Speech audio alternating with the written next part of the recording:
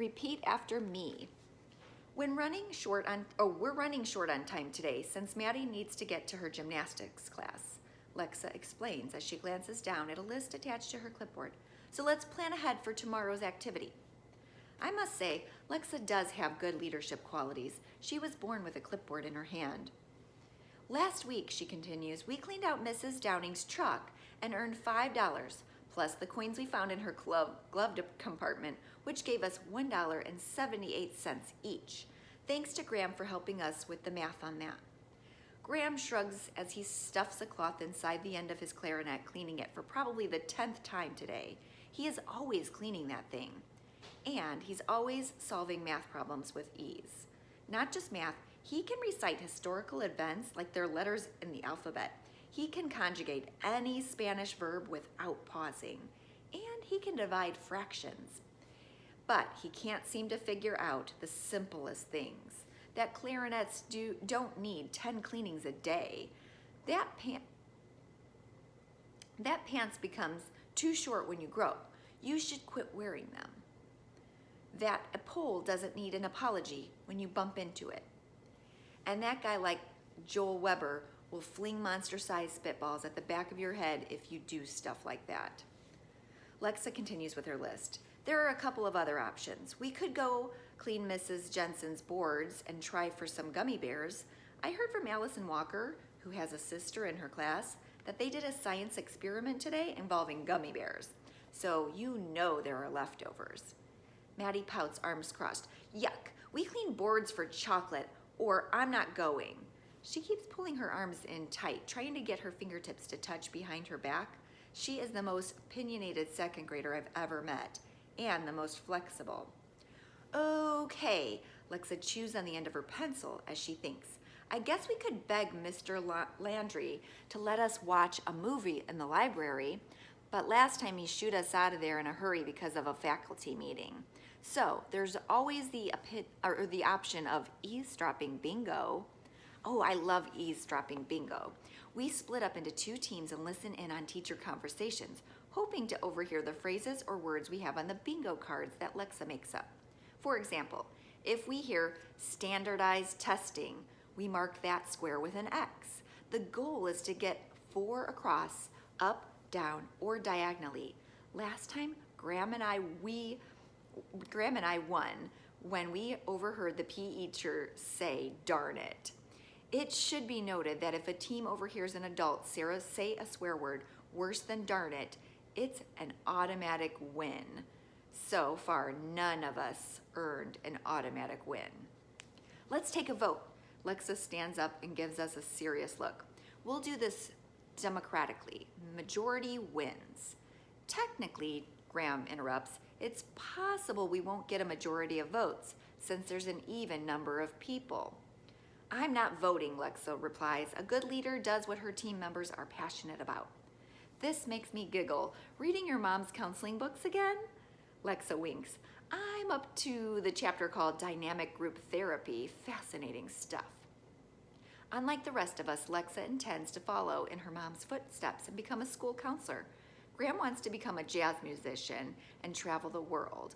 Little Maddie intends to become a famous ballerina and owner of America's largest cotton candy factory.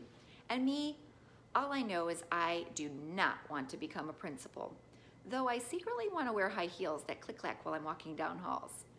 Time to vote, Lexa barks. Raise your hand if you want to do eavesdropping bingo tomorrow. All hands go up. Bingo it is. Let's meet here right after school so we can get started early. Lexa waves us in to get closer. Hands in, repeat after me. We, the afters. She stops and glances around us. We're barely paying attention. Lexa plants a hand on her hips. Hands in, she sighs. You guys, it's important to say our pledge. Are you listening? Hey, you stepped on my toes, Graham said. I'll stop when you repeat after me. Lexa waits patiently. Like all good cruise directors, she's the one who wrote the oath, of course, but we all say it. We stack our hands properly, stand at attention, and repeat after her. We, the afters, will always try to better humankind. We will be honest and we will be loyal to each other. Our solemn oath is to keep our meetings secret and sacred. And wherever possible, we will bring snacks to share. When we finish reciting the pledge, Maddie closes her eyes and dips her head. Softly, she says, Amen. Our 8-step process for exiting the building. It is 5:45 p.m. and time to go home. Let me give you the details of how the principal's kid leaves the building. This is how it is today, but most days are pretty similar. 1. I meet Mom in her office. She is standing behind a large table, moving some index cards around. It is her plan of action for how to get all grades in and out of the cafeteria for tomorrow's assembly by 11:30 a.m., when the kindergartners show up for lunch. 2. Mom glances at the clock and says, It's late, shoot. No joke, she says this every day. 3. I throw away all the empty wrappers from the creamer and sugars she's been putting in her all-day coffee cup. That's right, coffee all day. Mom darts around the office gathering up everything she needs to work on at home. 4. We meet in the front office. Looking through the front windows, I can see that our car is the only one left in the parking lot. We are the last ones to leave, even after Francis, as usual. 5. We start the drill. Mom flips off all the lights in the office, then puts her hand on the alarm box, takes a quick breath, and nods at me. That's my cue to dash to the front door and prop it open so she can get through it with all of her belongings in under 15 seconds. Any longer and the alarm goes off and the cops are automatically called. That has happened to us twice, but today we are on top of our game. We're both out the door in less than 10, and we head to the car. I see the first hint of a smile on Mom's face. 6, it's my favorite time of day.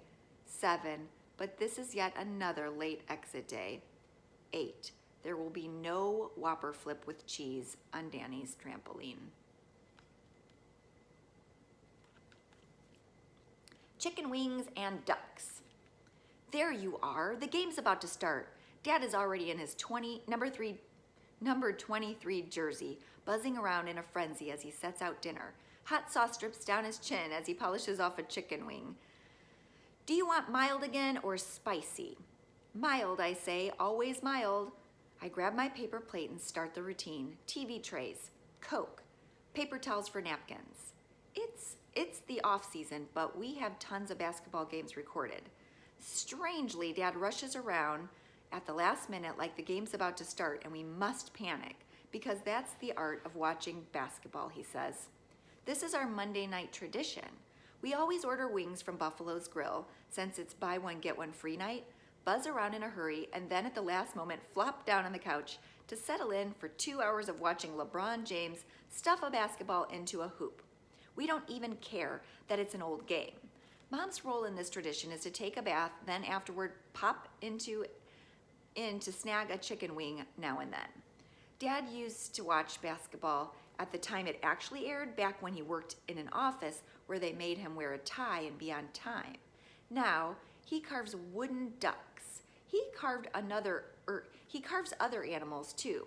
Bears, turtles, whales, but the duck is his signature product. Those are words he says when he's on the phone with people, usually while still wearing his pajamas. He's following his dream, and Mom is the one with the big job now. We can't even eat in the kitchen anymore because the table is covered with his tools. Wood glue and scrap parts. Our shed out back, the one he adorably refers to as his studio, has been taken over by sanders, drills, wood shavings, and posters with inspirational basketball quotes. A few times a year, Dad attends craft fairs to show and sell his carvings. In the weeks leading up to a festival, the house gets even more crowded with wooden animals and tools stored everywhere. On closet shelves, lamp tables, the top of the refrigerator, his happiness in those chaotic days leading up to the fair even seems to affect Mom. She smiles and kisses him on the forehead every time he whistles his cute little "The Fair is Coming" song.